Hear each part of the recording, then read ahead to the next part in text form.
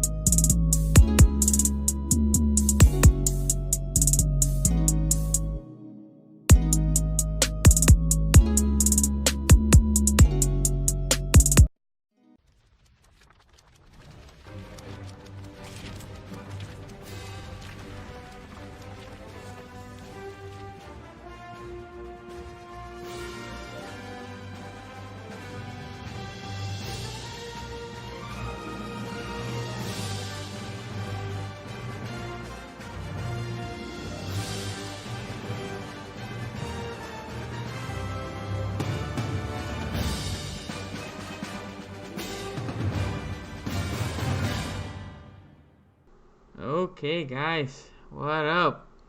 Thanks for joining me. First of all, also, let me see here. Cincinnati Bengals, Ravens suck, and they are not the bunk. Oh man, thanks for joining here the live, Adel. Thanks for coming, man. That intro is the intro for Behind Enemy Lines. Like I said, we have a special guest, like I always do for Behind Enemy Lines. I like to get the perspective of the other YouTubers from the other AFC North or whoever we are playing the week that we do Behind Enemy Lines. But today I'm gonna let him present himself and all because this guy is doing a bunch of stuff. So I'll let him do his small intro. All right, yeah, Mike Osti here, lead host and director with Pittsburgh Sports Live, which is a media outlet, kind of the TV radio side of the Pittsburgh Sports Now family of the media conglomerate in the Pittsburgh area. And I also run the Steelers site, SteelersNow.com, and I've covered the Steelers actually before this whole thing. I covered the Steelers for the Trib before and worked and was an on-air report at WPXI, a TV station in Pittsburgh, ran the radio side of the Trib Live Radio for years, and also contribute to 93.7 The Fan in Pittsburgh and Metro News in West Virginia. So, yeah, I got a lot of things going on, but covering the Steelers is definitely one of them, and it usually is a handful, especially the last couple years. So, yeah, that's kind of how you found me. Yeah, you guys check it out. Like I said, I like in everything in my life, I like to see the perspective of everything. Right. Especially when we're playing anybody any week, I like to check out the opposite fans' point of view. But Right. Yeah. specifically for the AFC North, I like to see what is the Squealers, Bungles, and Clowns saying, right? And I'm sure you do the same thing. I Yeah. hear all the names for us too, which is so fun. Okay, so guys, as we go on, you please Any questions you have, just put it there. I'm gonna ask the questions. He'll answer. We're here to debate. It's all fun. It's a respectful debate. So please, no, don't cross any lines that you're not supposed to cross. But any Yeah. hard questions are fine, right? We're I'm, here I'm to. liking the Mohawk haircut right Oh yeah, so people call it the Eric Weddle haircut. now. Okay, Uh, yeah, I could kind of see that. It would take me a while to get there. I usually shave my head, so this is long hair for me right now. this is summer. This is summer cut. Okay, Okay. so let's start with this. I would like for the guys here. Obviously, most of them Ravens fan. I see a Cincy fan. Right. We also get some Browns fans here and there. But I would like an assessment of your Steelers. Like I said, the good, bad, and the ugly. What are your strengths? What are your weaknesses? And so on. All right. Well, I mean, as everybody knows, this is going to be kind of a new Steelers era. This is going to be a different Steelers team that the Ravens and the division are going to be dealing with this coming season and beyond. This is now going to be 2 years removed from Le'Veon Bell. He was with the team last year but never showed up, so he really wasn't. But you get that whole drama, and now it's officially him gone. He's with another organization, and there's no more questions of that looming over them. Will he or will he not show up, and what will go on there? And even more importantly, really, because everybody knew Le'Veon Bell was eventually gone, it was whether they would have him last year or not, is Antonio Brown. More of a surprise. This time last year, I wouldn't have expected we would be dealing with Antonio Brown no longer on the Steelers come the 2019 season. But that whole drama and that leading him to Oakland, and he now is a Raider. And the Steelers, unfortunately for Steelers fans, don't even play the Raiders this coming season, so they don't get that matchup with Antonio Brown. They will face Bell at the end of the year, if he makes it to that point. But it's going to be a team that doesn't have as many superstars. They're not going to be a team where there's a Hall of Famer everywhere you look like there potentially was with Big Ben, AB, and company. But it's a team that I think and it's a team that missed the playoffs, so the Ravens are the division champions. The Steelers are not coming off a playoff berth. Yeah, there you go. Lamar Jackson led the Ravens to the playoffs, and Big Ben couldn't get it done. So, yeah, the Steelers are not coming off a playoff appearance. There's a lot more pressure around the Steelers now. The fans are turning up the heat on Mike Tomlin and company again. There was even turnover in the coaching staff. Joey Porter is gone. He always gets in drama. That's gone. So a lot of the guys that you can remember, and even Bengal fans will remember, and Browns fans will remember over the years, the AFC North, that got into drama, that there was those heated moments, whether it be playoff games or whatever, they're all gone now. I mean, Ben's still there. There are still some core group players, but this is kind of a new Steelers era. They still have Juju, who has been emerging as an elite receiver the last couple of years with 900-plus yards his rookie year, arguably a better year than even AB last year. There's still talent on the offensive side of the ball. James Conner, the question mark is whether or not he can stay healthy and do it for a full year, but he will be there as the featured back. James Washington is going to be expected to step up. Jesse James is gone. That's kind of another key loss to the team that's kind of underrated. And they're trying to kind of fit the rest of the offense in through the draft. Deontay Johnson is going to probably get some playing time and certainly get some looks from Big Ben. Zach Gentry at tight end as well. Vance McDonald going to get even more chances at receptions from Big Ben. But as much as everybody criticizes and wonders what the offense will look like without another year of Bell and without Antonio Brown, and yes, Juju will have to deal with double teams that he didn't have to before. So the Ravens secondary is going to key on Juju when they used to be keying on AB, and that's going to require James Washington or Deontay Johnson, whoever else, to step up because it's going to be harder on Juju, clearly. But there's still so much talent there, and Big Ben, yes, he's getting older and kind of had a Brett Favre type of season last year where there was tons of yards but also a lot of interceptions. He's going to need to be more efficient and kind of tone that down. But there's a lot more receivers to spread the ball around to, and he also won't have the pressure of trying to fit it into Antonio Brown or rely on Antonio Brown to catch anything. I still think the offense is going to score points. The question mark is going to be what it's been for several years now, whether it's underrated or people have known about it, is the defense. Mm-hmm. For me, the defense and I was in the press box watching this with amazement 2 years ago. For me, the defense is what lost them that playoff game against the Jaguars 2 years ago in the division round at home in Pittsburgh at Heinz Field. The defense allowed Blake Bortles to march up and down the field in that playoff game at home. The offense scored points, even though they had their issues through that season, but they scored points. The defense allowed them to lose. The defense, especially the secondary, has kind of been weak the last few years. And then, of course, the kicking game. I mean, you could say Boswell cost them some games and maybe cost them the playoffs last year with some of his miscues and misses. And I was there asking Tomlin every week, what are you going to do about Boswell? Are you concerned about Boswell? What's happening with Boswell?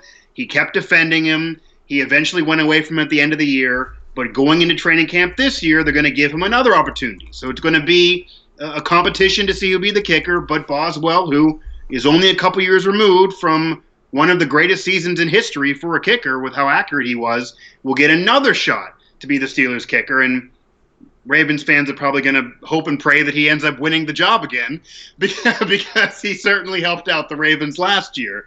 And even the Browns, really, he helped out the Browns. So we'll see. There's certainly going to be question marks. I mean, Devin Bush, the Steelers did a weird thing. For anybody who doesn't know the history of Steeler football, it's obviously been around for many, many generations, longer than the Ravens or Bengals, and about equal with the Browns, but even longer because they left the league for a few years before coming back. And only a handful of times in Steelers history had they traded up to get a player and had drafted a player in the top 10 picks of the first round. They traded up to get Devin Bush, drafted him number 10, didn't give up that much to get him with Denver, and he's going to be thought to be, and I actually, if you go back in my recent shows, I've compared him to maybe a young Ray Lewis in terms of what they're expecting out of him. I get Ray Lewis, obviously out of Miami, had tons of hype around him, but Devin Bush, they're hoping Devin Bush is the face of the next Steelers era. And he replaces Ryan Shazier. He becomes that inside linebacker. He becomes like a Ray Lewis, like a quarterback for the defense, and leads the way defensively to help out Big Ben making the mistakes and the offense with now a little bit less talent. So there's question marks. I still think there's talent there. They're going to be good. And I still think they're certainly going to have a shot at winning this division, getting back in the playoffs, even with the fact that they missed last year and what's going on in Baltimore and in other teams. And I know the Browns offseason, they think they won the Super Bowl off just the offseason. But the Steelers, I wouldn't write them off just yet because of the drama of last year. Getting rid of that drama might actually help the team this year, weirdly so, even with less talent. And who knows? It'll be another interesting season for sure. It actually might be more boring for me covering the team because there will be less drama. There won't be there won't be Antonio Brown or Bell to worry about. We were trying to think of we didn't end up doing it, but last season when we were in Week 10, when it became down to the wire whether or not Bell was going to show up, I thought about, because I had a press pass, of standing outside the Steelers facility and doing the whole, it's a bird, it's a plane, it's Le'Veon Bell, oh, no, it's not, and doing that whole bit, but we didn't do it. But no, that's all gone now. So we actually might be able to talk football while I cover the Steelers this year. It'll be different. Instead of drama football. So a couple things Right. from what you said. The whole Bell being gone for me is inconsequential. Yeah. He wasn't part of this team last year. Right, and they did replace him kind of well last year. Yeah. Yeah. I would say more than that. I like the pick of Snell. Because Connor is a guy that looked like it can get dinged. Yeah, for sure. And Snell is similar to Connor, but again, you need more than one back in this league because they tend to get dinged. So that's the only thing though with you mentioning Snell that's similar to Connor. That I love Benny Snell, and he loves the media. He has a big smile if you see pictures of him, but that's the only thing that some Steeler fans have concern in. He is similar to Connor, whereas normally the system for having multiple running backs is having one who is more of a pass-catching runner who's skinnier, maybe faster, where the other one's a little bulkier and can kind of grind the defense. Sure. They're very similar. They don't have that D'Angelo Williams anymore, and they have a very young running back group. So I like Benny Snell, but that's a concern. I don't know if he can carry the load if Connor would get hurt. I don't think he can. I think it's more a testament that they don't think Connor can either, and they want to split the carries throughout the year. We'll see. Something that you mentioned about Juju, something that for my guys that watch me here, I have said all along, Love Juju. Right. Love Juju. Regret Yeah. the day the Ravens didn't draft him. But Juju and I make comparisons with example Boyd when he has AJ Green next to him. Okay. Juju has this the guy from Atlanta, Riley. When you Yeah. have a number one, Yeah. With Julio alpha Jones. number one, right? Yeah. From Julio, AB, Yeah. and Green, your number two, which all three of those I can consider like a one B plus A minus players. So very very good, almost elite. Right. But if you have an elite receiver, the defense cannot key on you. Yeah. It makes it easier for sure. Exactly. So now Juju will have the best corners, and if he wants to play in the slot, they're gonna have to double team him, or unless you have an elite corner on the slot side. So I agree with you. This offense they need, meaning the Pittsburgh Steelers, they need to have a good year from Washington and from the guy that you just mentioned from Yeah. Toledo. Deontay Johnson. Yeah. Yes, And I think even Washington more in particular because Deontay Johnson's a rookie. He agree. wasn't a first round pick. You can't expect him to set the Completely world on agree. fire. It's not Completely fair. agree. He's not coming out of it as a first round receiver. He was a mid round pick. If anything they get from him is almost going to be gravy. But Ben is a quarterback who likes to throw the ball around. He likes to spread out the rock and get everybody involved, so he will get Deontay Johnson involved.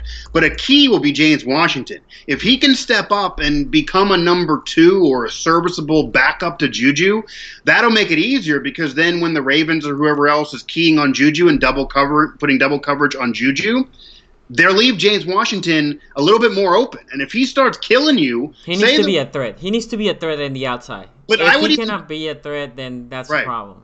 And Ben and the Steelers need to get him involved in games early because there are going to be teams that are going to double Juju and key on him early in games to take him out of the game and try to get a lead on the Steelers and then get the Steelers out of the game. But if in that first quarter or second quarter where that's happening, if Ben can catch James Washington open and take the top off the defense or can try to get a big play to James Washington, at halftime, the Ravens or whoever else will have to get together and they will have to figure out something to stop James Washington too. They won't be able to just go on Juju only him and leave James Washington as open. So that'll be big, but there was drama there between the two of them last year. James Washington handled it well, but Big Ben in his radio show threw James Washington under the bus, said that he can't, if he drops any more passes, he's not going to throw him any more balls. So he's always talked highly of James Washington, saying that he felt he had a lot left in the tank and that he was a great receiver and he was underrated and he feels he can be a big threat for them and can be the number two behind Juju. He's still very young himself and learning. So if that all happens, that'll be great. Switzer too, who's not even mentioned that much, but they got him in a trade last year, middle of the season. But he's more of a slot, right? He's more of a slot. No, he's not going to replace and help Juju, but he's another threat on the offense, and he may even be helping special teams. I think Switcher will be great for Ben, for those drag Right. routes, for those Right. like quick passes. I like. And he Switcher wasn't with a the lot. team in training camp, so No, that'll yeah. all be helpful to learn with the team. But it's big on James Washington. If James Washington can step up and have a solid year, even give you 600 yards receiving, that'll make it easier on Juju and won't make the double coverage kill Juju so much because they'll have some other threat on the other side of the ball. Nothing's ever going to be AB and Juju again. No. But they just need something to have somebody else on the other side of the ball to add a threat so the defenses don't have to just key on Juju and then feel like they beat the Steelers. And Ben needs to make a lot less mistakes. He had 5,000 plus passing yards last year, but he also led the league in interceptions. And that's not typical Ben football when they were winning championships a decade ago. So he's going to have to calm down and be more efficient and take care of the football, especially without AB, who could just save him on the next series. That's not going on anymore. So they all need to be better, but there does seem to be a little sense of urgency around the Steelers after AB is gone. I mean, Ben is at voluntary minicamp. He hasn't been doing that in a few years. So you never know, but a lot of this, unfortunately, does rely on James Washington. Somebody else is going to have to step up, or it'll be harder on Juju, and he might realize what he had in AB around him on the other side of the ball. So, you might hate this comparison. I like James Washington coming out of college, but when he went to the NFL, you know who he reminded me of? Is an ex-Steeler. An ex-Steeler. In terms of what he does as a receiver? Yeah, okay. he's a smaller this guy just Someone like small. Antoine Randall type of No, a no. Sammy Coates that you guys like. Okay, yeah, that's more recent. It, Yeah, it is definitely like both of them burners, both of them questionable hands. right. Sammy Coates had a lot of potential. He's still in Right. the league. Has never put it together. He doesn't have hands. Perman for us was like Well, that. you remember Limas Swede? He was like that, a Steelers draft pick a while ago. That was just he didn't have hands. He Yep. flamed out. So the Steelers have had a lot of receivers come through there, but they have also had a lot of receivers not work out. I Yeah, mean, but the thing with Coates was you weren't dependent on him, right? Because right? you Yeah, had AB, you had right. Juju, you That's true. had other pieces, and you didn't have to be as dependent on Coates. If he didn't pay out, you did what you did. You Right. cut him, move on. Washington, I agree, needs to step up. He needs to step up. I don't count on. For me, I don't count on rookies much. First round maybe, but second and third for me is a No, yeah, bonus if they yeah, do anything in the rookie years. right. Second year, I'm expecting a better jump. Third year, if you're not producing, you're out. That's how I see it. Third, especially third round up. Right. Um, so going back to the Steelers, offensive line is solid. I think you have the best offensive line in our division. Probably one of the best in football. I will argue it's like at least top seven O line, although getting older, but still super solid. Yeah, that helped out the running game last year too. I Yes, mean, for I sure. didn't. I'll tell you right now, I lost a bet with a colleague. I never thought James Conner would even do as well as he did last year. He was a Pro Bowler, had 8 touchdowns or so. I never saw that coming.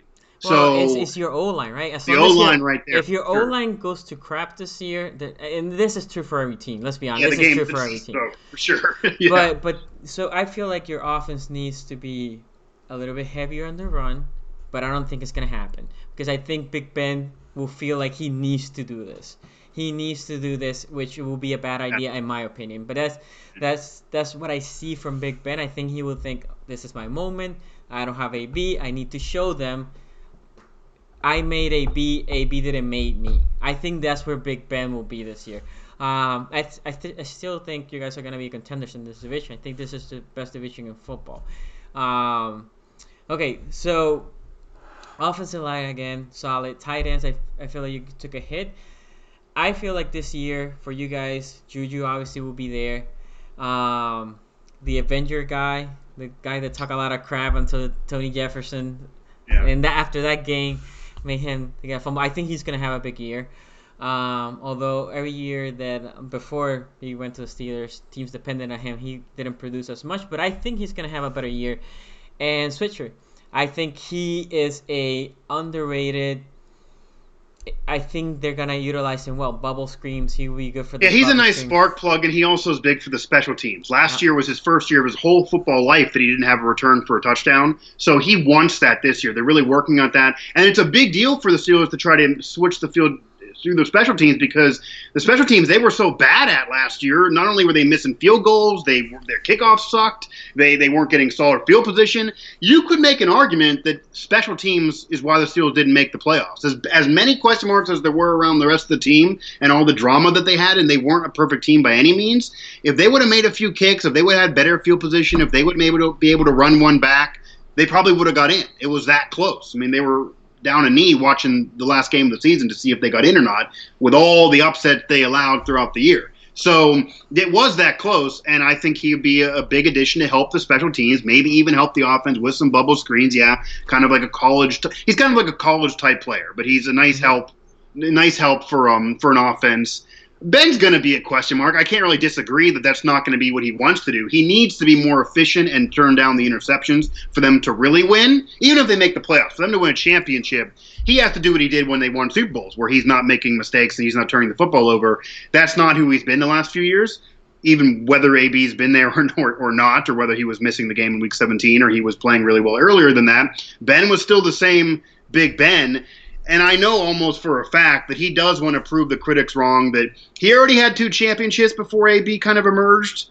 AB was young on the Super Bowl team that lost to Green Bay, but the 2 that Ben won, AB was not there, neither was Bell. And Ben feels like that he's a Hall of Famer, and he's going to be in he the Hall is. of Fame He with his is. numbers. But I don't think there are people who say on Twitter or elsewhere that AB being there helped Ben's numbers, that he won championships before, but AB being there helped get him into the Hall of Fame.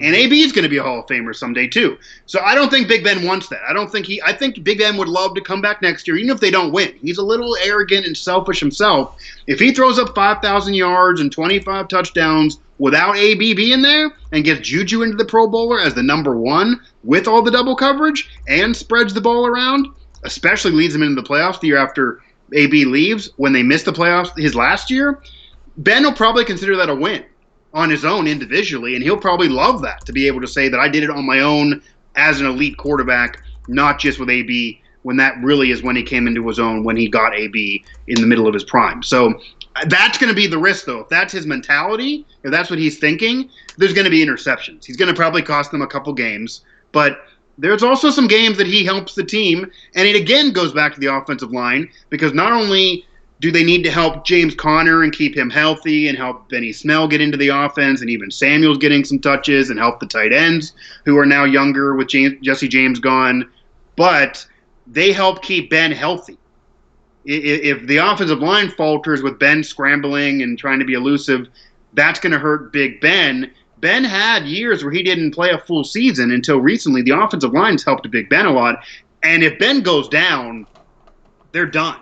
I mean, they don't have a veteran Charlie Batch backup like they had in years past. There's Mason Rudolph. There's Josh Dobbs. One's had some experience last year and had a highlight reel. I think it was against the Ravens, right? Yeah, he had, and also against the Raiders. Maybe it was against the Raiders. Yeah. He had a few highlight reels. He's athletic.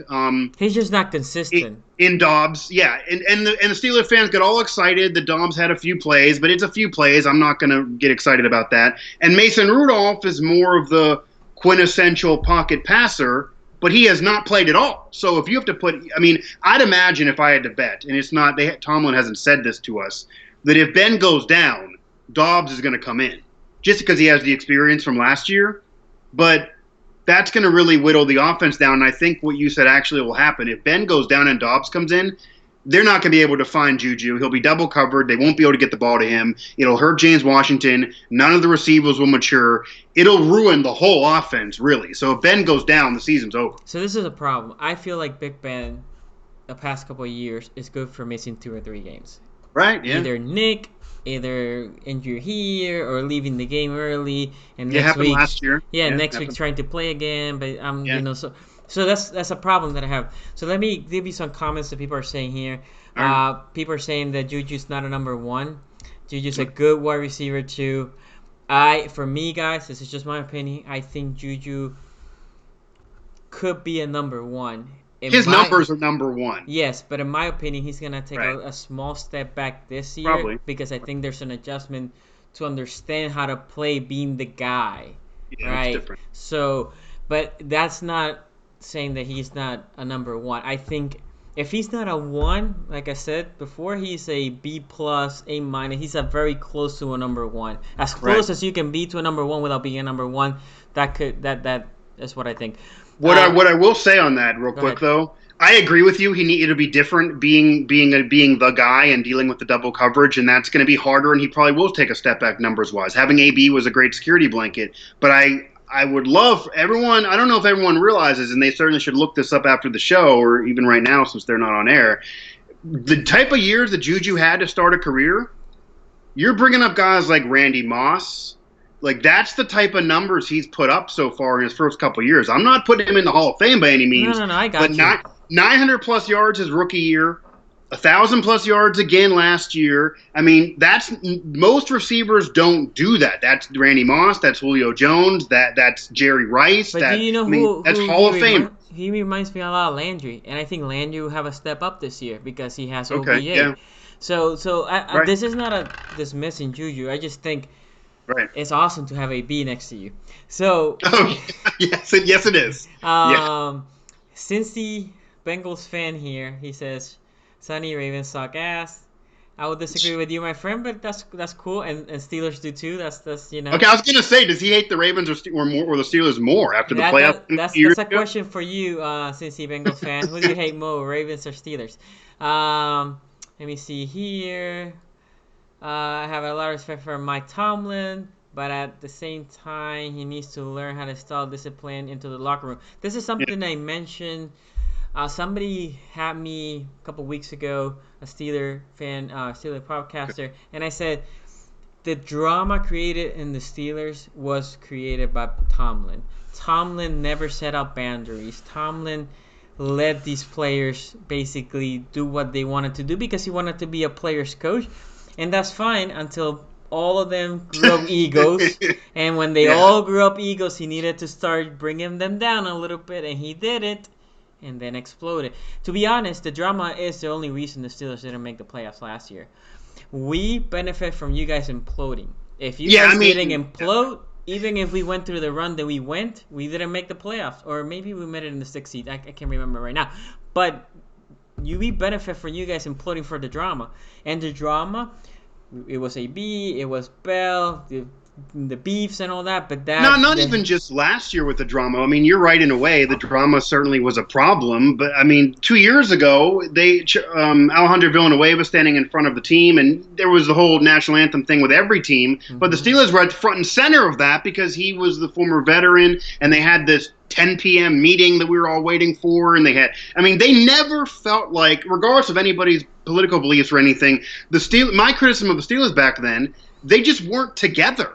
They never felt like they were a true team. They didn't have an opinion or a belief that this is us together. They were always a bunch of individuals, and they had a lot of talent, so they would sometimes win, but then they also would sometimes blow games. So the drama, I don't know if it's the only reason. On paper, they had some weaknesses in the secondary, which might be fixed this year with Justin Lane and a few other guys that are coming in, Steven Nelson, Joe Hayden trying to get healthy and see what he can do. But that's a big deal for the Steelers secondary to improve. But the drama really did ruin the team. And I don't disagree that Tomlin was at fault for at least some of it. I can't blame him for everything because he basically he's like Frankenstein. He created the monster, but you still got to blame the monster when he attacks the village. Antonio Brown is an adult male who became a complete lunatic and a spoiled brat, really. And that's not me talking as somebody who's covering the Steelers. That's just in general. I mean, he was going on Instagram Live at 3 a.m. and talking about his quarterback being racist and all these different things. I mean, that's well beyond the pale. The Rooneys paid him a lot of money. Unlike Bell, who didn't get the mega contract, and that's what he wanted out of the Rooneys, AB had a mega deal. He had tons of money coming in. He had a long-term deal, and he wanted it ripped up and a whole new deal provided. And that's what the Raiders did. The Raiders gave him $30 million more for the same deal, basically, and they're not going to win that much more. They're going to have some fun with him, but that's what they do in Oakland. The Steelers were never going to do that. The Patriots wouldn't do that. I don't think the Ravens would have ripped up that deal and gave him a new deal. It just wouldn't have been smart at his age. The fact that he actually is best receiver in football, but he was declining the last few years in terms of less and less each year, even though they're still amazing seasons, and just incredible immaturity. But it all goes back to, if you remember, after the playoff game before the AFC Championship game against the Patriots when they lost, and AB is doing the Facebook Live, and Tomlin didn't punish him there. I mean, it got out of control and kept unraveling. But the defense I can give of Mike Tomlin and Steeler fans, not just opposing fans, a lot of Steeler fans are done with Mike Tomlin and want Mike Tomlin fired, and they're kind of fickle on Tomlin, like maybe some Raven fans were with Harbaugh. They're very similar in terms of how long they've been there and their level of success. But even above Harbaugh, really the only coach that has been more successful than Mike Tomlin over the last 10 years is Bill Belichick. Tomlin's won a Super Bowl. He's been in 2. He's been in tons of AFC Championship games. Yeah. He was in the playoffs most of those years. He's won division titles. Last year they missed, but he hadn't had many years where he was missing prior to that. It was a lot of years in a row where they were in the playoffs. And maybe they should have won more with the talent, and he did let it get out of control. But he won more than Bill Cowher. He's won a lot. He's probably a Hall of Famer based on what he's already done as a head coach. I'm a big fan of Tomlin. So my biggest problem with him was I agree he should have won more, and then it doesn't help that it doesn't help that his quarterback doesn't help him, right? His quarterback keeps throwing people under the bus, and you're like, no, that's just how Ben is. That's just how Ben is. So, it's not going to change no matter who's the coach. I think that's another thing that Ben should change this year. Because he needs to be more of the face, the leader, and not do that shit. But anyway, he's not gonna go. Let's progress now to the defense. You guys, you mentioned the defense. You Right. mentioned Devin Bush. Love Devin Bush. I'm a huge fan of Devin Bush. Yeah. The Ray Lewis comparison for me is a stretch, but I think if he can be Jazier, I was a big fan of Jazier. That's what this team needs. I He think. doesn't want to be Shazier though. He gets mad when you try to say Well, he's gonna replace Shazier. He doesn't like the comparison of Ryan Shazier, which we're all doing because that's what the OSU Steelers need. Michigan. He doesn't Is like Shazier. Come on. yeah, he does. Well, he likes him as a person. They're friends, but he doesn't want to say he's the next Ryan Shazier. And I'm not saying he's going to be Ray Lewis by any means. Ray Lewis is one of the best linebackers ever. But my point is this is serious. Based on where the Steelers drafted him, and in fact they traded up to draft him at number 10. They had, in terms of top 10 draft picks in Steelers history, Terry Bradshaw, Mean Joe Green. I mean, that's top 10 draft picks in Steelers history. Guys that they traded up to get in the first round. Santonio Holmes, Super Bowl MVP. Troy Polamalu, Hall of Famer. That's the last defensive player they traded up to get in the first round was Troy Polamalu before Devin Bush. That's a Hall of Famer. So that's high level what they're doing right now. Mm-hmm. And I really believe that Ben, he signed a new deal, but he's only going to be there for another few years. Yep. Juju's young. Connor maybe won't be there forever. He's young. Devin Bush is going to be the face of this team for better or worse.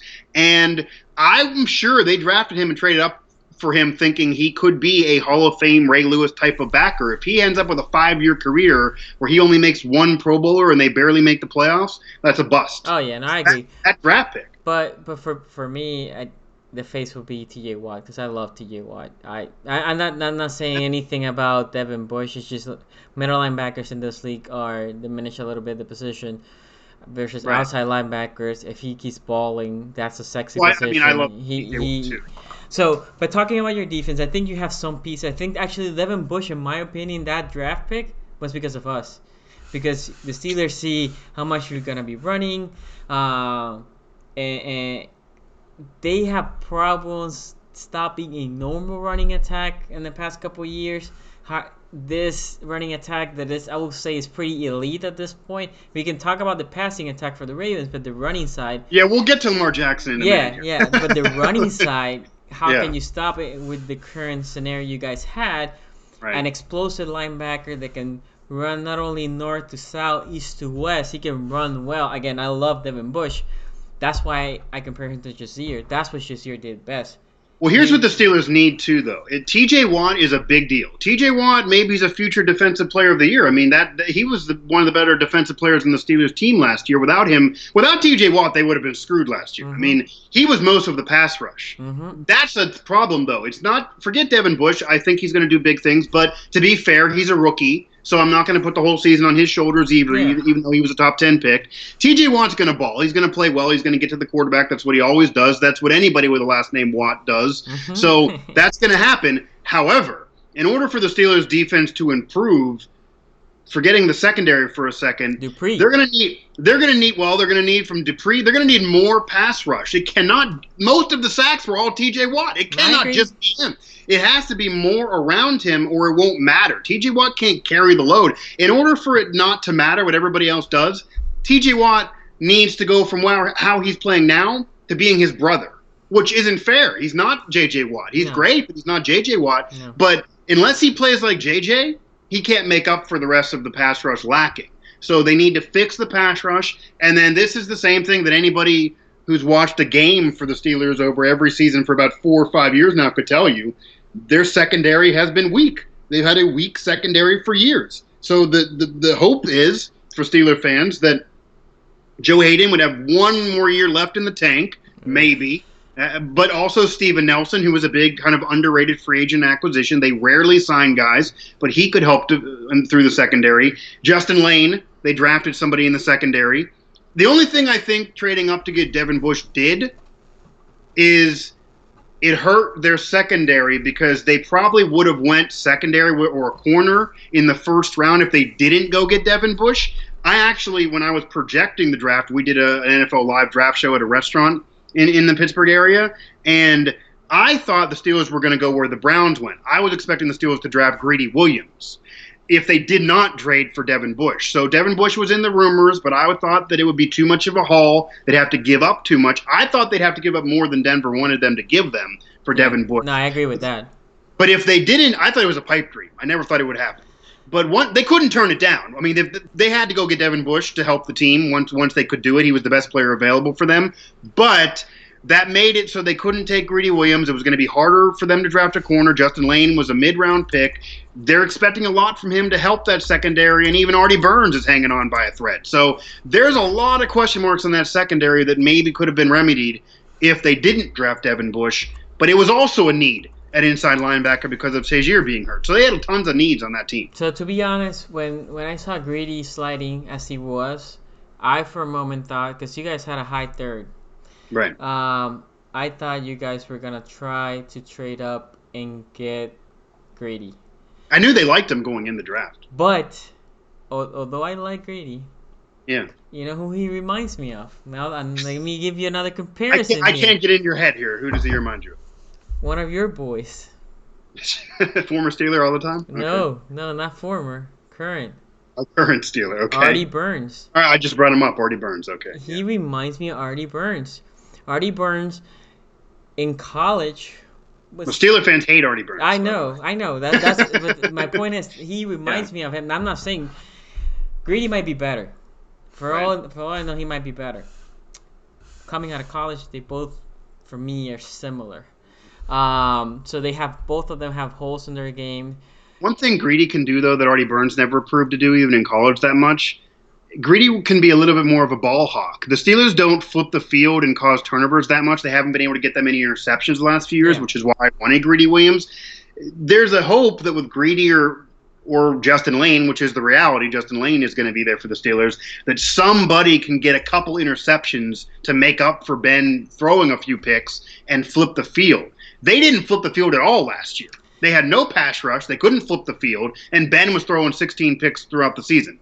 It's amazing they were even in the race, quite frankly. So they're going to need to try to flip the field, and maybe that can happen with this improvement of the secondary. I'm not predicting it, but that's the hope. And if Greedy Williams was there, he maybe could give you 2 or 3 picks a year, which is a big deal for a team that couldn't get that many interceptions. So the problem for you guys turnover-wise started when you drafted Edmonds in the first round.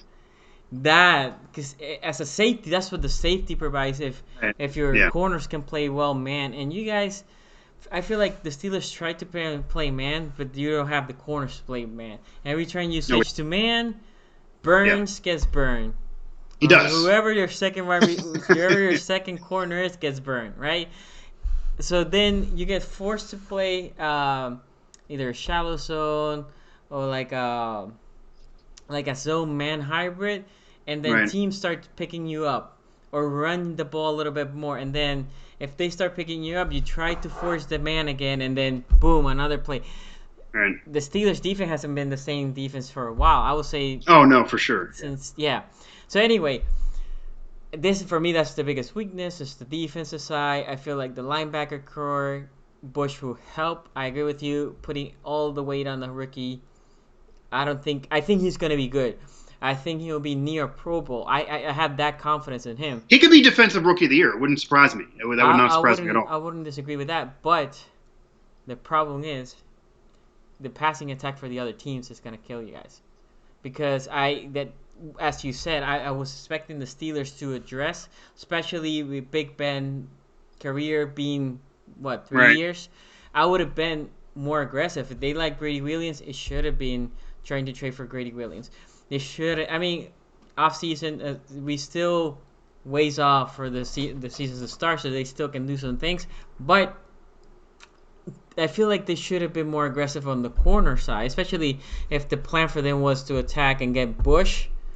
They should have. I don't honestly know what the plan was going in. I honestly think that the pipe dream was Devin Bush. They wanted Devin Bush for over a year. They said they wanted Devin Bush for a long time, and they had been scouting him at Michigan, even when Ryan Shazier was still on the team. Once Ryan Shazier went down in that game against Cincinnati a couple years ago, they were looking at Devin Bush eventually in the draft. That's what they said. That's what Kevin Colbert said. That's what Tomlin's even admitted. That's what they've all said. However, I don't believe they really thought they were going to be able to get Devin Bush. Really? Because Bush at 10 for me, it was between right on or a little bit early.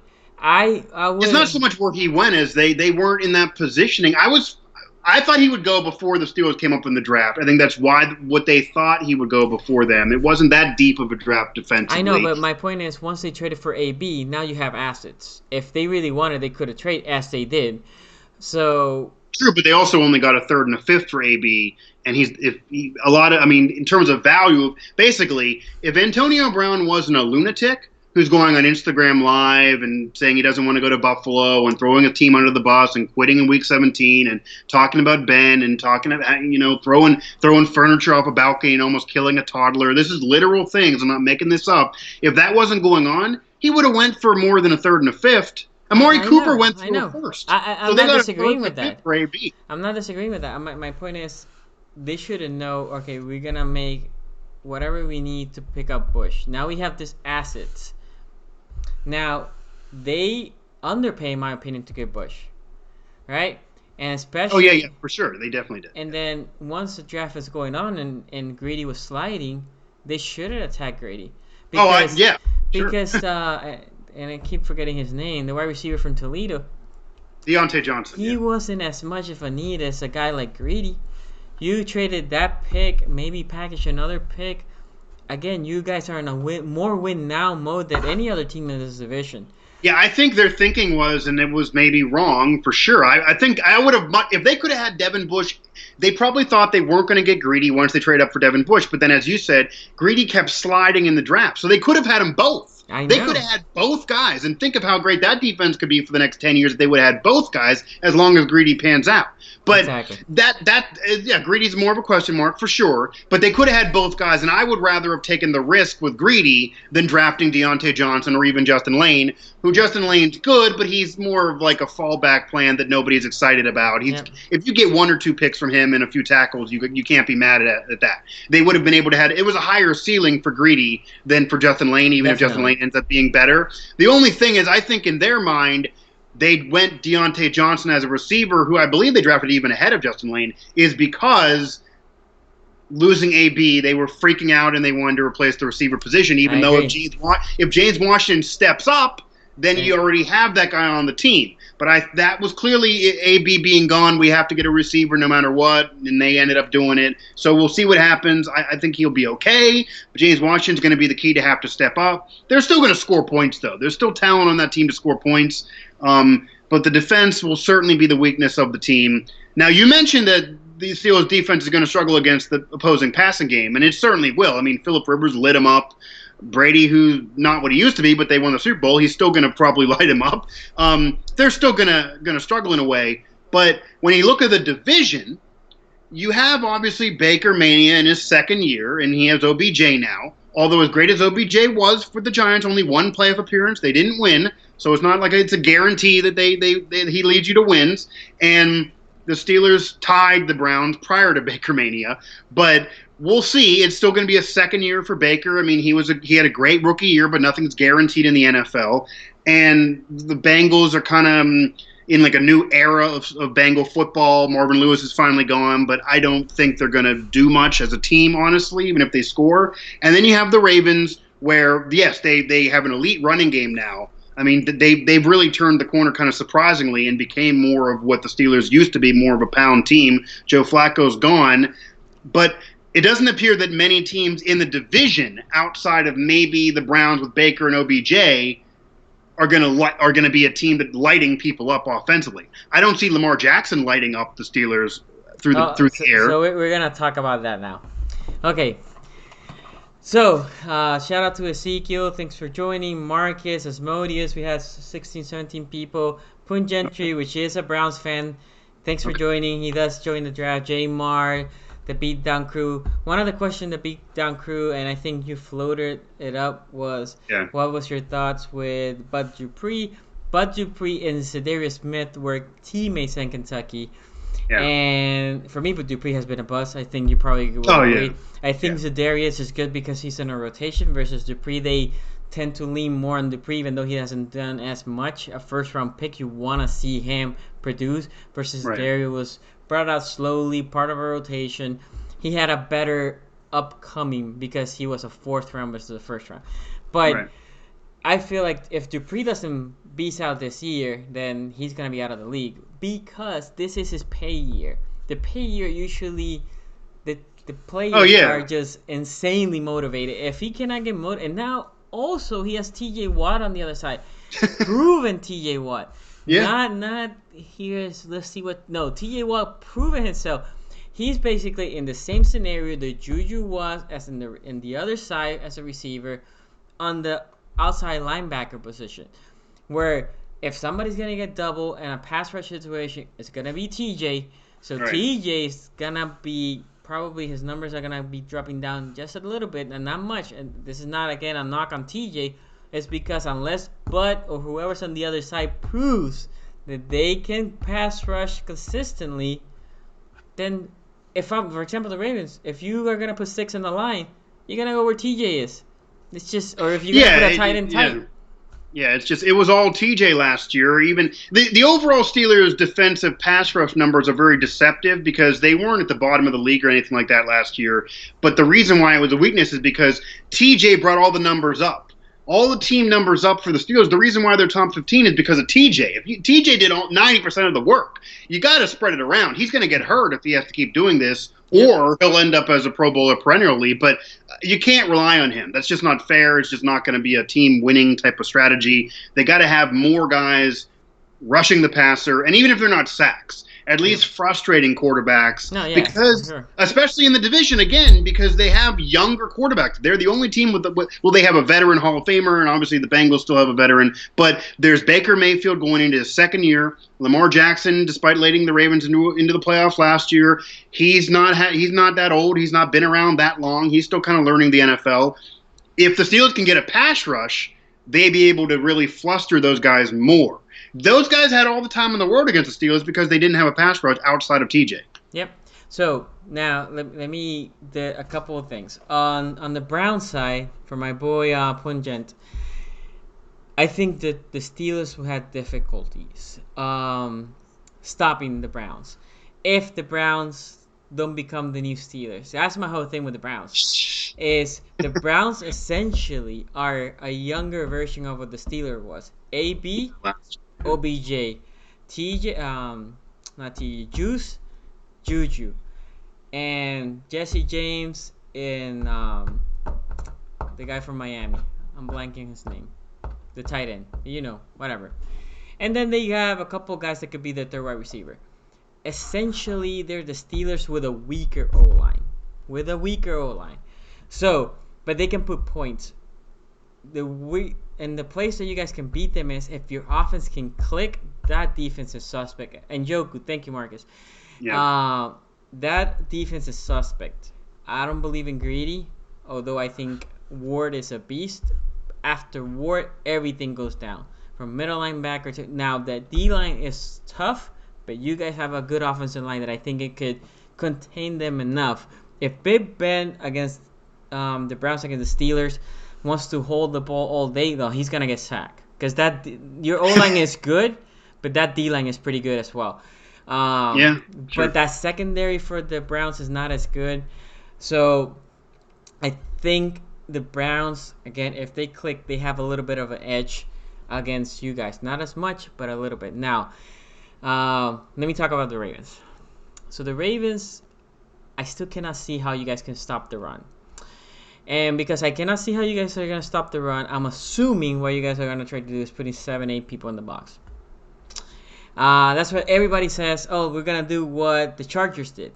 Although people forget that the Chargers have 2 hell of a safeties, 3 or 4 really, really good corners.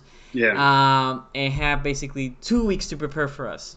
And saw us the week before those 2 weeks to prepare for us. A lot of things line up, and we lost by 6. Although they dominated for 3 quarters, once the damn OC that he's not here with us anymore decided to open the playbook, we were able to move the ball. Okay. So, my thing, and this is something that I keep saying to all my guys here, as you guys have followed me now for a while, if Lamar can be more consistent on the open receiver. I never say threading the needle, none of that. He actually, for some effing reason, is better when he has to thread the needle on a deeper throw than when a receiver is wide open. At least last year.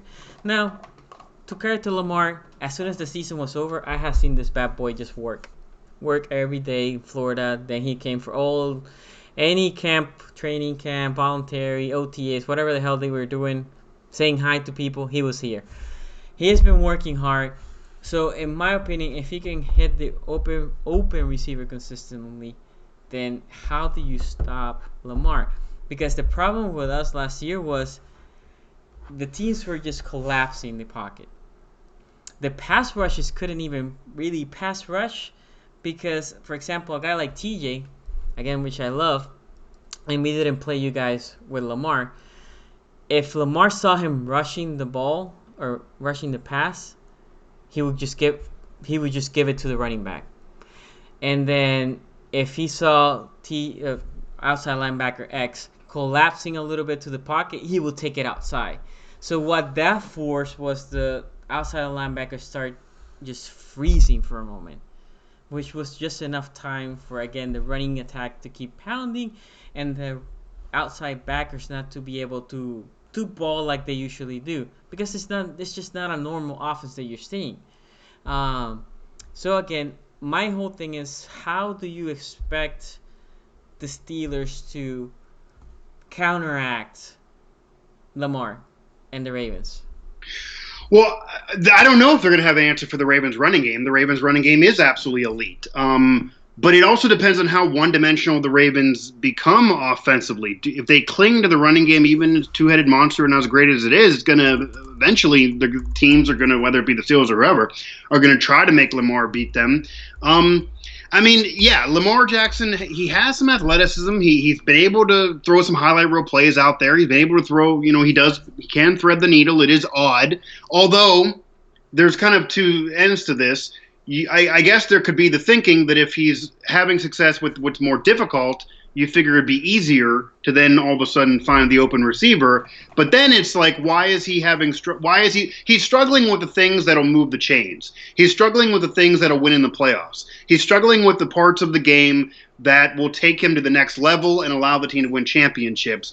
Anyone coming out of college with his type of athleticism, I mean, RG3 was similar in terms of years ago with the Skins. He could throw the deep ball. He could give you the home run touchdown pass, but he had the problem of he couldn't keep himself healthy. He tried to run too much. He wanted to become a pocket passer, but wasn't really built that way, and he couldn't find the open receivers underneath either. There's just something in terms of, yes, the NFL does appreciate athletic quarterbacks. Yes, say the Russell Wilson, who he's not. I mean, Lamar Jackson's not Mike Vick. It's more he has athleticism, but he's also able to. He's not just relying on a 90-yard sprint up and down the field like Vick was years ago. And Russell Wilson was able to win a Super Bowl and take his team to 2 and have success there. But and elusiveness is good. But the standard that has still consistently won, as much as the NFL has adapted itself over the generations, is still more of the Brady, Breeze, Ben. Traditional. The traditional. Even the better part of it is, who might be the best of the bunch, is Aaron Rodgers. He gives you that typical pocket passer, but also is athletic and can run and scramble around and do a lot of things himself. And he's able to take some receivers who aren't really elite and make them better than what they really are because of his ability. That's why everyone loves him so much and thinks he maybe is the best. However, I don't see Lamar Jackson as a guy who can make others around him better. I don't see him as ever being an elite quarterback. Not to say you have to have an elite quarterback to win, but it's definitely a help. I see him more of a guy who's going to rely on talent around him. Talent around him is key to help him out as well. He's learning the game as well. Maybe if Lamar can keep this going, we'd be having a different conversation of the Ravens team being ready to get to the next level in 2 or 3 years. I don't see next year as being Lamar being ready to take him on a playoff run. Wouldn't be surprised if the Ravens are looking at a wild card instead of the division title. They're still going to be a good contending team, but it's going to be another year for defenses to key on him. He's going to get a full season in there. I just don't, in terms of, he doesn't fit the prototypical mold that usually has success in the NFL still. He's going to rely on a lot around him, which, yes, there's a running game, which will help him. He doesn't have the Steelers' O-line. It doesn't have the Steelers' offensive weapons of a couple years ago. And I feel like there's still tons of mistakes that can be made there. He maybe thinks too much of himself in terms of athletically. And I do see some RG3 in him, even if he doesn't come out of college with the hype that RG3 had. Mm-hmm. And he has a little bit more of an arm in terms of the passing game out of college than RG3 had. I just don't see it. I don't feel that's the one weakness of the Ravens in terms of at least a question mark that can Lamar Jackson lead this team to the promised land? Is he ready yet? Might be a better question. Although I would love for us to win the Super Bowl, for me, obviously I think we had the team to make the playoffs. I think we had the team to win the division. I think we should have the team to probably win a first round series, and that's probably where we stop. And this is the reason. Versus last year, we put a lot of speed. So now, last year we had Gus Edwards as a running back, right? And he did really good as undrafted rookie, blah, blah, blah. Now we also not only have him, we have Ingram. So we have two guys. Plus, now we drafted a guy, Justice Hill. To your point that you needed like a different type of running back, I would say Ingram and Edwards are similar, although Ingram has better hands in the passing game. Hill, on the other hand, is all speed. It's just that change of pace, home run guy. Yeah. Now, they also brought Hollywood, and people would think, oh, Hollywood for the deep route. Well, you know what? And not necessarily for the deep routes, because Hollywood can run some routes. Yeah, AB's cousin. Yeah, I know. Tony Brown's cousin. We go full circle. Yeah. Yes, The Steelers looked at him. That would have been so funny because the Steelers invited him around. They worked him out before the draft. That it would have just been funny. There's a lot of people in the Steelers were high on him, and I'm being a WVU alum. I saw him up close and personal with Oklahoma. So yes, he is a burner. My point is where he's going to create a lot of problems other than the home run, because obviously for the go route you have to respect that. Right. But look, if you're going to put 7 or 8 people in the box and we're going to give you a play action, read option, which the defense has to freeze, and he's just running a dragger, and you just singling out in all that traffic, and he pops on the other side open, and you have 7 or 8 in the box, all Lamar has to do is complete a 6-yard completion. I'm not even saying for a home run pass, but from that 6-yard to be at 15-yard completion, right? That's the thing. We added speed. Now we also added a guy like Boykins from Notre Dame, a guy that has speed, although in my opinion he doesn't play as fast as you run in the 40, but he's also physical, tall guy. They can make that contested catch. Snead is a chain mover. Edwards in the second year, a guy that is a tight end thrive. We also have Hurst, our first round draft pick that was hurt last year a lot, but when he plays, he's more explosive than Edwards. Not as, I think Edwards is more of a possession guy. He can find the holes versus Hurst will catch the ball and explode and make some yards. With speed, he has actually surprising quickness for a tight end. All that talent, something Flacco never had in the years that he was here. Well, true. So yeah, Lamar, you're going to give Lamar all that, plus the defense will have to adjust on the running side. Well, I'll say this. Flacco never had it after he won the championship, and his contract made it so they couldn't bring anybody else in. I mean, he had one of the best quarterback playoff years ever with the 12 TDs, no interceptions, won the Super Bowl. You can't ask for more. They paid him. But then you say Anquan Bolden had to leave. I mean, there was no – that cost them the weapons. No, I got you. But this – with Lamar, they actually drafted to Snead is a good third receiver. I don't think he's a number one. He's just a good he's a good chain mover. Again, I think in my opinion he's a good chain mover. Right. I think he has weapons around that it will make his life easier. Like last year, Crabtree was a drop machine. Brown, look, as soon as Flacco went out, Brown wasn't in it. Brown was like, I'm not gonna deal with this blocking shit. Yeah, I'm not built for this, right? So he has the surroundings. The offensive line, although I don't think it's as good as a Steeler, it's, I would say, a top 12-ish O-line. Also, big thing for the Ravens is our defense.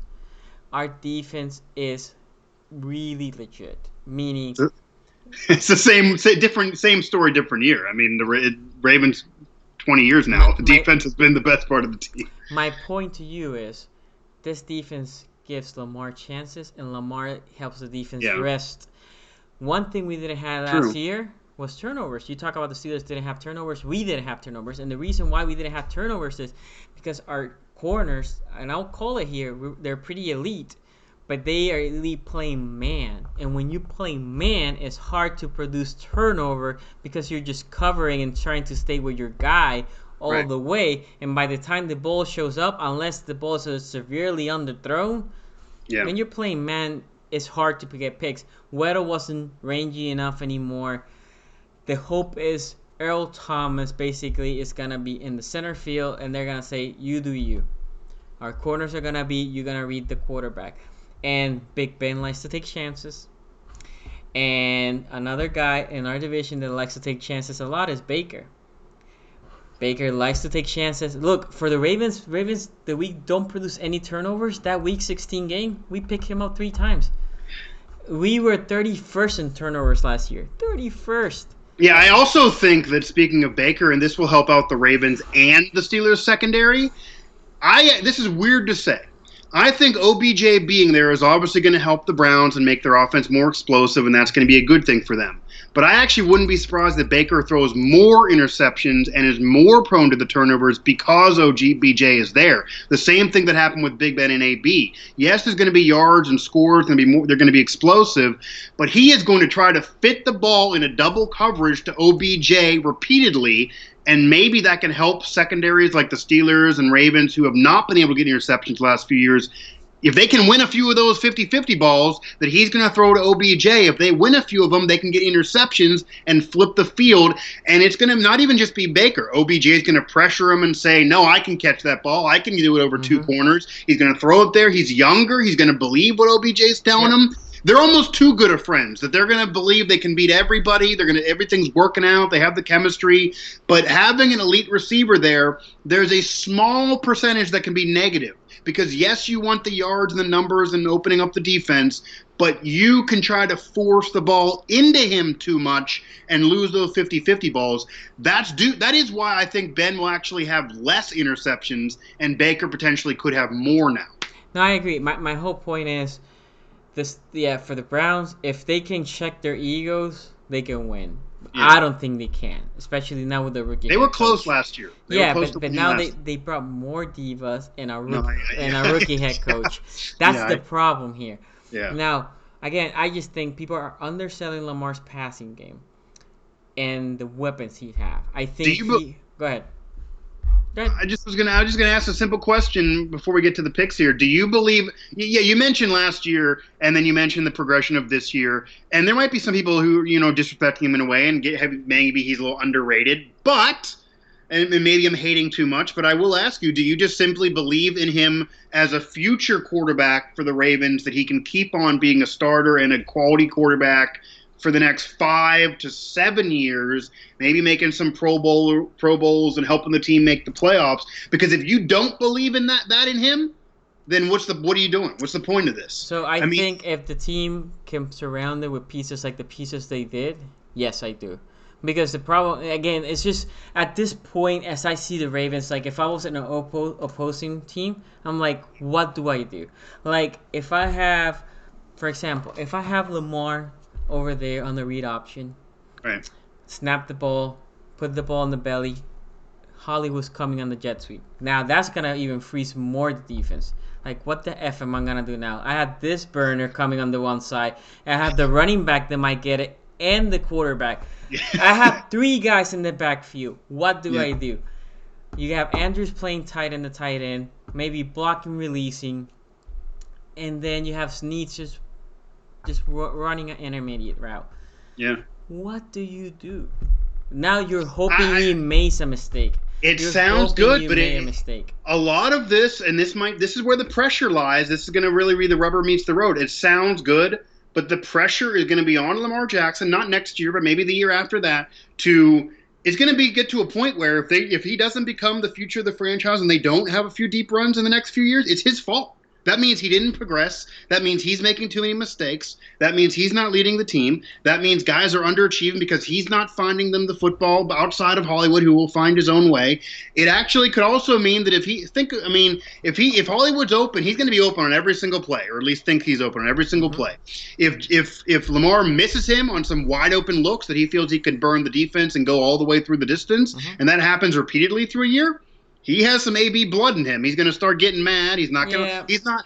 I mean that. So my point is, I'm not predicting AB drama, but if Lamar Jackson has pressure on him, and I don't believe in him, but if you do believe in him and it doesn't work out, it's going to be his fault. So everything sounds good, but he's going to need to put it together. And he's very young still. He's not that experienced, despite the playoff appearance last year. Joe's going to be gone. The security blanket of Joe's gone. They also kind of are dead if they have a quarterback that's hurt, similar to the Steelers. So we'll see. But there's pressure on Lamar Jackson. There's positive things coming out of camp. I hear that from Raven media colleagues, but I don't know if anybody in the heart of hearts truly believes. A lot of these guys say, "Oh, I'm hearing good things out of camp," but then you catch them privately while you're having some nachos, and they're like, "Yeah, that's going to be the question mark." I don't know. So everyone's concerned, even if they maybe think things could work out. And the Ravens are doing everything they have to do to try to give him every opportunity to have success. I agree. I just don't believe it's going to happen. So, yeah, I agree with it. It's not that I'm disagreeing with you. Yes, he needs to get better. He needs to get better. If he doesn't get better, agree. But I think he has the talent, and the team did what they needed to do to surround him with talent. So they did do what they needed to do. So, couple things that I saw here. I guess there's two questions that you can answer at the same time. One is, do you think the Ravens are top 5 secondary, and do you think Terrell Suggs leaving will hurt the Ravens pass rush? So I'll let you answer those two questions. Okay, I mean, Terrell Suggs is obviously a staple of the Ravens defense. Raven fans love Terrell Suggs, but at this point in his career, I don't think him leaving is going to ruin the franchise. I mean, he was declining. He's an older player now. You do have Earl Thomas into the fold, who the question mark with Earl Thomas might be, is he going to be healthy? Because he is coming off of an injury. But it was early in the year, and he got It was clear, early in the year. He got clear already. And he's a beast, I'm sure, in terms of rehab, and he's going to be very, very motivated because of the whole controversy with the money in Seattle and the fact that he won a championship there, but they wouldn't give him a big deal. He's going to be motivated. He wants to stick it to him and prove that he can still get it done for the year or so. So that's an upgrade. No, I don't think Terrell Suggs being gone is any big deal, other than the fact that if they would win a championship without him, I'm sure Ravens fans would be upset and wish he was there. I mean, he's a big part of the franchise through the last 10 years. Yep. And a big part of the Steelers-Ravens rivalry. But that's not a big loss on the field, at least, maybe in the locker room. And then in terms of the Ravens secondary, well, the Steelers have tons of question marks in their secondary. The Ravens, top 5 is a lot to say, but the Ravens have had through the years have had top 5 secondaries. I mean, the Ravens have had some of the best secondary units in league history, really, in the last 20 years. So, yeah, I think the Ravens defense is going to be better than the Steelers defense, even though the Steelers will be much improved from last year. Top 5 is a bit much, but I wouldn't be surprised if they're top 10 to be more realistic. He's not talking about the defense. He talked just the secondary. Just the secondary? Yeah. Yeah, I mean, I could see that. I could see that with the secondary. I will say though, off of you bringing up the fact that the Ravens did everything they have to do to help Lamar Jackson, even though there's still a question mark around him. As much as the Steelers' weakness, to put a bow on this kind of and go round we go, the Steelers' weakness is their secondary. The Ravens may be their question mark, whether it's a weakness or not. Their question mark is the quarterback position. The Steelers' question mark and weakness is the secondary. It is the defense. It is the secondary. And the Steelers, yes, they maybe should have grabbed Greedy, but outside the Greedy draft, I feel like they did a lot that they could do to try to help it as well. They weren't going to bring in any major free agent. I mean, Steven Nelson's a middle-of-the-road guy, but he's a veteran who could help them. Artie Burns is basically going to probably run out of town and gone. But Justin Lane is still a quality guy. They didn't get Greedy. I would like to have seen them draft Greedy and trade and get him, especially when he slid. But there are still many guys that don't think he's going to do much and maybe be a bust with Cleveland. So it's not like he's a slam dunk in terms of what he'll do in the draft. So I think they did do things to try to fix the defense, even the secondary did the Steelers. Whether it works out is a question mark, but the Steelers' biggest weakness is the defense, and they spent most of the draft and the offseason trying to fix the defense in terms of being realistic. They weren't. There just wasn't going to be anything else they could have done in terms of, they're not a team that usually signs big free agents or makes splash moves. So being realistic about knowing what they were going to do, I was surprised they even signed Steven Nelson. I mean, that's even usually more than they do at that position. So they tried to fix it. So both of these two teams tried to fix their weakness. Whether it works out is going to be a question. But I also think they're very evenly matched teams, respectively. I think Even all though four. I would say even the I don't think Bungles. the Bengals are going anywhere. I I mean, think they're not going anywhere. my They're problem 5 with wins at the most. I I mean, think come my problem with the Bengals is, which I had I also have a behind enemy lines with the Bengals podcaster, and on. I said to him, my biggest problem with the Bengals is they can't stay healthy for their. I mean, their best players cannot stay. If they will be healthy, they will Yeah, be even Jay Green does. good. Good. I'm not even saying great, but they will be good. They have pieces. But Green in the past couple of years have been either Nick or severely injured. The Yeah, other guy that I love is Eifert, but Eifert has never been able to stay healthy, right? Ross is as big of a boss as Artie Burns, and yeah. Boyd, I'm expecting him to have a better year because he's also going to a contract year, so he wants to get paid. And if Green stays healthy, that proves good for him. So I love Jonah Williams, their pick. I love Jonah Williams. So Yeah, I they're not going anywhere though. well, my whole point, the guys know No, I that agree with you. I agree with you. No, they need to be healthy. They do have talent there. They underachieve with talent. And honestly, they should have won the playoff game against the Steelers a few years ago. I mean, they was just ridiculous with penalties, and they were when they had more talent, they were very, very immature.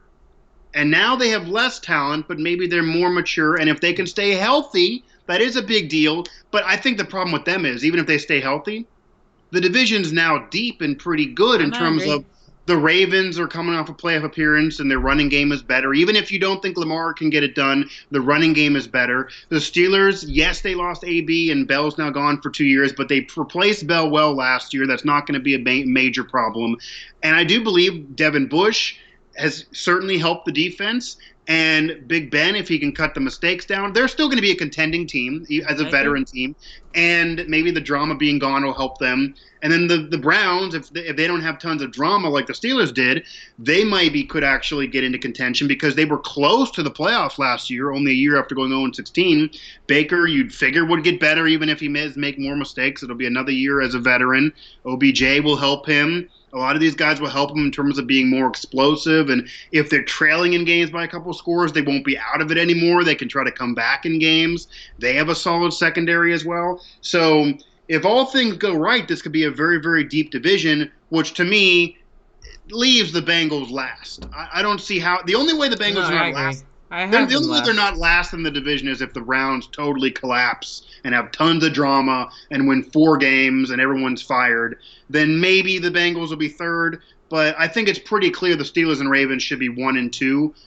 Although there are some people out there who are saying the Browns are already going to the Super Bowl and they're going to win the AFC and they're going to the playoffs. Maybe this division produces 3 playoff teams. Maybe there's 2 wild cards from this division.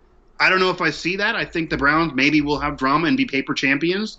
But maybe the Ravens take a step back. Maybe Lamar doesn't get it done as well. I think the Steelers are making the playoffs. I'll say that as a bold prediction. Somehow or another, they're in. And I didn't think I was surprised they missed last year with all the drama, but I was surprised too.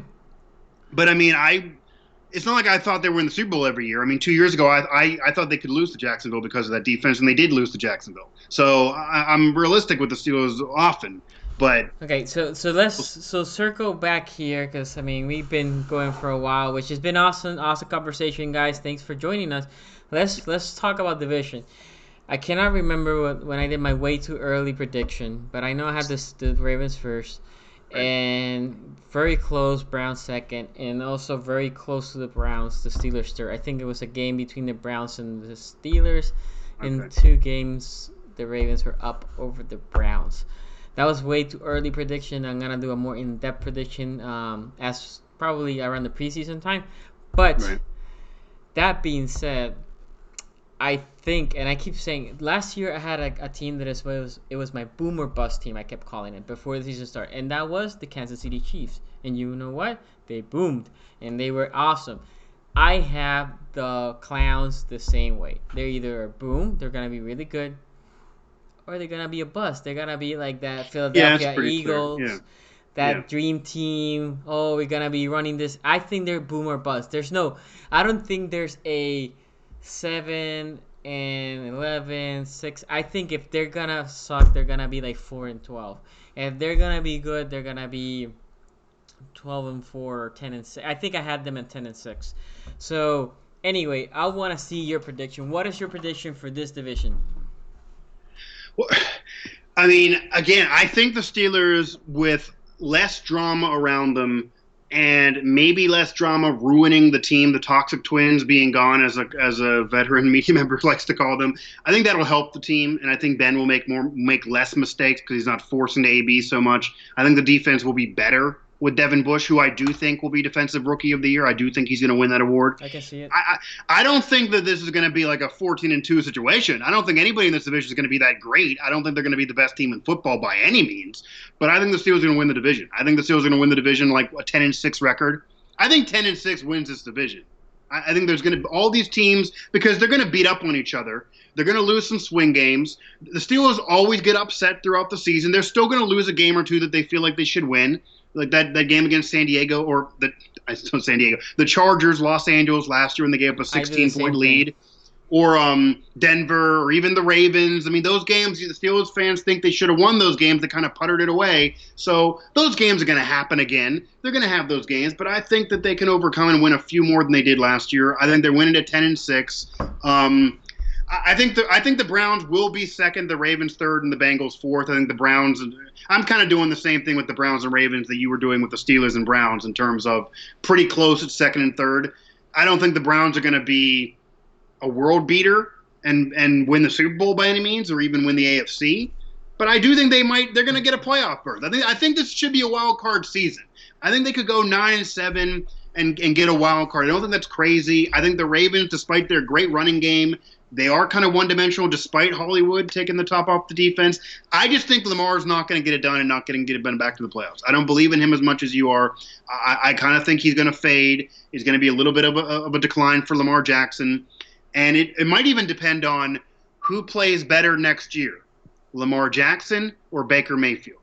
Whoever is better between the two of them, and I know maybe people believe there's more upside with Baker, but whoever's better between the two of them might determine which one of those teams maybe fights for a wild card. I don't see both teams getting the wild card, but it's not out of the question. And the Bengals definitely last. But I do think, honestly, the Steelers can take this division. But I'll tell you right now, I would not be surprised if the Ravens win the division. I wouldn't be surprised if the Browns win the division. And I wouldn't be surprised if the Steelers win the division. None of that would shock me. I think this is within a game or two. The only thing I'd be surprised is if the Bengals somehow do. Okay, everything else, so a couple of things there. I think we play a weaker division this year, meaning the East is Patriots and the rest. That every year. So like that. so that will help. Much. That will help the chances for our division to have two playoffs team. And then if you go to the other side, we play West. San Francisco 49ers. Their Rams are legit. The Arizona are question marks. We play Seattle? Yeah, we play Seattle. Seattle, I'm not sure what to think of Seattle yet. So let's assume the Seattle and the Rams are going to be good, but the other two are question marks. And from the other side, I think 3 of those 4 teams are question marks. Even if, let's say, we split between each other all the games, the divisions that we are playing will allow this, I think, at least 2 teams to make the playoffs, and that's how I have it. Now, as we're finishing, I'm just going to give you some comments that I have here for you. Marcus, my boy Marcus says, who are the Toxic Twins? Ben has caused more drama in the ketchup field than any other player. And then he said, ask Mike, why does he always give Ben a pass? The common denominator with the Steelers news has involved Ben. He takes on Ben more than, well, I'm not going to say the other stuff. The other stuff was a little inappropriate. I almost said it, so I don't. To me. Well, it wasn't. it was more towards Ben, not towards you. Oh, I see. I see. I And see. you can read the comments. It wasn't towards you, but it was towards Ben. I wouldn't care anyway, but okay. But I would say, I would tend to agree. I did say Tomlin was one of the big reasons this whole drama thing unfolded. But even more than Tomlin, I think Ben, as I said it, Ben saw this turmoil, and instead of what you would expect a guy like Drew Brees, like where he thinks he is, right, with the Breeses, Yeah. the guy from the Chargers, Yep. Rivers, and the Brady's. Instead of him like trying to diffuse it and say like, "This is my team, dudes," he was like, "Yeah, that guy's a bum. Yeah, that guy should have catched more balls." I'm like, "What?" It's so towards That's his towards personality. That's just how he is. I'm not saying he's the best leader ever. That's just how he is. That's just how it's going to be. Part of it, he wants to credit. He's a little bit of an egomaniac. The whole thing about maybe retiring a couple years ago, that was so the media would talk about him. yeah, for sure. That's just how Ben is. No, I got you. But yeah, I think, in my opinion, if if the Steelers go to a sub 500 season, it will be because of Big Ben. It will be because he will create drama when there should not be any drama right Yeah, now. could be. Or he'll make too many mistakes and throw too many picks. Even if he doesn't create Yeah, drama, he threw a lot of interceptions last year. I Who got to feel credit like that? he has the Favre virus right now. Yeah, now he does. He's become Favre. When he won championships, he was taking care of the football. The defense was helping them lead the way. He was still scoring some points, but he wasn't throwing 16 picks a year. Last year, I said it to open up the show. He had a Brett Favre season, Yeah, and I don't mean the mid 90s when he was MVP. I'm talking about the Favre throwing too many picks in the early 2000s. but I That's the think type of it's year. because Yeah. he sees, look all the yards I'm making. I'm the guy. I'm showing the league. I am one of the best quarterbacks. And that's why I think the best route for the Steelers is, let's run the ball more. Let's play action. That will help Juju. That will help James Washington. That will help Big Ben. But I think Big Ben will be like, this is my effing team. I'm I'm sure he will. gonna show you guys that I can do this thing. And I think that's not the best scenario. But anyway, guys, we're gonna be close to an hour and a half. Thanks everybody for joining. If you haven't subscribed, please subscribe. Hit the thumbs up. Check my boy's channel, Mike. Mike, please tell them where they can find you. Again, you can find me on Twitter at MikeAsti11, Mike ASTI11 on Twitter. Everything's there. Pittsburgh Sports Live is the YouTube channel. Click subscribe there when you go to Pittsburgh Sports Live. I got my show. We cover also Pitt, the Penguins, the Pirates, everything else. So it's not just Steelers anywhere on the channel.